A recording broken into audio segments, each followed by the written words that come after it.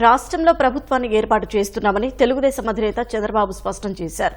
Counting రోజు హింసకు వైకాపా కుట్రలు పన్నుతున్నందున పూర్తి అప్రమత్తంగా ఉండాలని ఆయన నేతలకు దిశానిర్దేశం చేశారు. పోస్టల్ బ్యాలెట్ కౌంటింగ్ మార్గదర్శకాలపై అసత్య ప్రచారాలను తిప్పికొట్టాలని పిలుపునిచ్చారు. శుక్ర శనివారాల కౌంటింగ్ ఏజెంట్లందరికీ జోన్ల వారీగా శిక్షణ ఇవ్వాలని నేతలను ఆదేశించారు.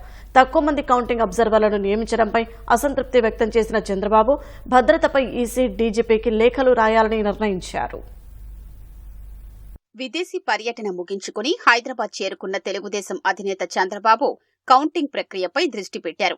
ఈ మేరకు తన నివాసంలో కలిసిన పార్టీ సీనియర్ నేతలతో గంటన్నర పాటు సమావేశం అవడంతో పాటు అంతకుముందు నిర్వహించిన టెలికాన్ఫరెన్స్ లోనూ రాష్ట్రంలో సార్వత్రిక ఎన్నికలు జరిగిన తీరు, లెక్కింపు రోజు తీసుకోవాల్సిన చర్యలపై నేతలకు దిశానిర్దేశం చేశారు.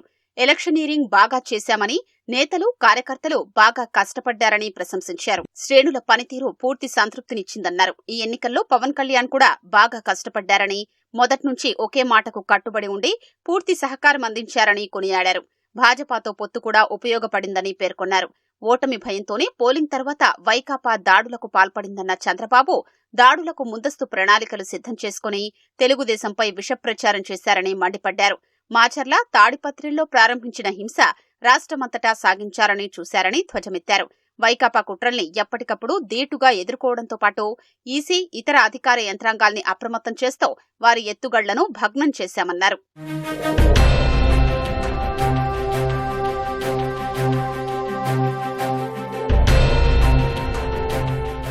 ఎన్నికల వరకు పడ్డ కష్టం ఒకెత్తైతే కౌంటింగ్ రోజు మరో ఎత్తని చంద్రబాబు నేతలకు దిశానిర్దేశం చేశారు. వైకాపా ముందే ఓటమిని అంగీకరించిందని అన్న చంద్రబాబు ఓటమి భయంతో తీవ్ర ఒత్తిళ్లో ఉన్న ఆ పార్టీ మూకలో కౌంటింగ్ రోజు అల్లర్లు సృష్టించేందుకు యత్నిస్తున్నారన్న సమాచారం ఉందన్నారు. ప్రతి ఒక్కరూ ముందు రోజు నుంచే పూర్తి అప్రమత్తంగా ఉండాలని సూచించారు. కౌంటింగ్ రోజు వైకాపా హింసాత్మక ప్రణాళికల్ని సమర్థంగా తిప్పికొట్టాలన్నారు. వైకాపా 35 సీట్లకే పరిమితమవుతుందనే ప్రచారముందని నేతలు చంద్రబాబు వద్ద ప్రస్తావించగా, పోలింగ్ జరిగిన తీరు చూస్తే ఆ పార్టీకి అన్ని కూడా వచ్చేట్లు లేవని చెప్పారు. కౌంటింగ్ కేంద్రాల వద్ద పటిష్ట బందోబస్తు ఏర్పాటు చేయాల్సిందిగా ఈసీ, డీజీపీకి లేఖలు రాయాలని పార్టీ నేతలకు సూచించారు.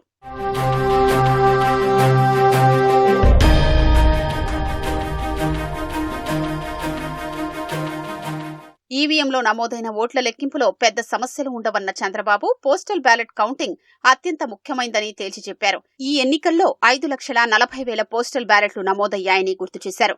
గత ఎన్నికలతో పోలిస్తే 2.5 లక్షలు అధికంగా పడ్డాయి కాబట్టి సగటున ఒక్కో అసెంబ్లీ నియోజకవర్గంలో 3,000కు పైగా, లోక్సభ నియోజకవర్గంలో 22,000 వరకు పోస్టల్ బ్యాలెట్లు ఓట్లు నమోదయ్యాయన్నారు. అవన్నీ ప్రభుత్వ వ్యతిరేక ఓట్లు అనే భయంతోనే వైకాపా వాళ్లు వాటి కౌంటింగ్ ప్రక్రియపై సీఈఓ, తెలుగుదేశంపై బురద జల్లుతున్నారని ఆగ్రహం వ్యక్తం చేశారు.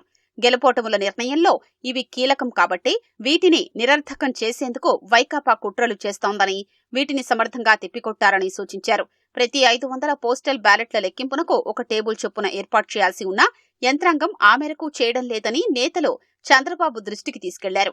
బుధవారం మధ్యాహ్నానికి మొత్తం 1,081 టేబుళ్లు ఏర్పాటు చేయాల్సి ఉండగా కేవలం 633 మాత్రమే చేశారని చెప్పడంతో దీనిపై సీఈఓను కలవాలని చంద్రబాబు సూచించారు.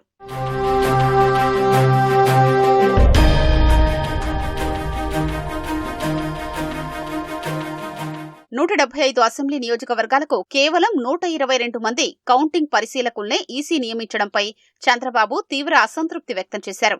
అత్యంత సమస్యాత్మక నియోజకవర్గాలైన మాచర్ల, గురజాలకు కలిపి ఒకే కౌంటింగ్ పరిశీలకుణ్ణి నియమించడం ఏమిటని ప్రశ్నించారు. ఓట్ల లెక్కింపులో ఎలాంటి తప్పులకు ఆస్కారం లేకుండా గెలిచిన అభ్యర్థి ప్రకటనలో కీలకంగా వ్యవహరించే కౌంటింగ్ పరిశీలకుల్ని తక్కువ సంఖ్యలో నియమించడం తగదని హితవు పలికారు. 94 నియోజకవర్గాలకు కేవలం 41 మందినే నియమించడాన్ని తప్పుబట్టారు. అంటే ఒక్కో పరిశీలకుడు 2 నుంచి 4 నియోజకవర్గాల్లో లెక్కింపును పరిశీలించాల్సి ఉంటుందన్నారు. వీటిలో కడప, పులివెందుల, కమలాపురం, తాడిపత్రి, వినుకొండ, బద్వేలు, జమ్మలమడుగు, ప్రొద్దుటూరు, మైదుకూరు సహా పలు కీలక నియోజకవర్గాలు ఉన్నందున వీటిని ఈసీ దృష్టికి తీసుకెళ్లాలని చంద్రబాబు నాయకుల్ని ఆదేశించారు.